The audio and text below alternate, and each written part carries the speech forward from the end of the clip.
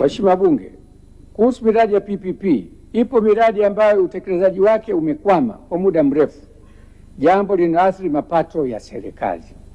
Hivyo namwagiza mtendaji mkuu wa PPP awasilishe orodha miradi yote ya PPP iliyokwama wizarani katika kikao pamoja na kamati ya bajeti tarehe 25 Juni 2026 kuanzia saa 7 mchana hapa Dodoma bungeni, na wadau wote wanaohusika na miradi hiyo wataomba wahudhurie. Namwomba sana Mheshimiwa IG, sheria zetu kama bado ni ngumu na sio rafiki kwenye miradi ya PPP, jaribuni kukaa na watendaji wa PPP muyabadilishe na mweke sheria zitaweza kusaidia serikali kuwa na wekezaji na kuchangia maendeleo ya taifa letu.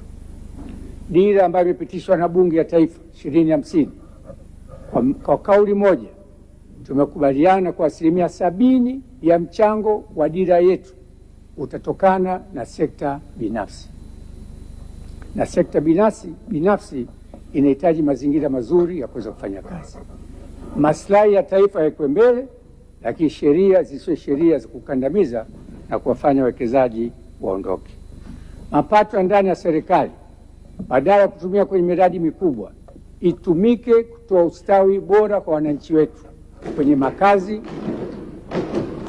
kwenye mishahara, huduma za afya, elimu, pamoja na mambo mengine ambayo tukisaidia wananchi wetu.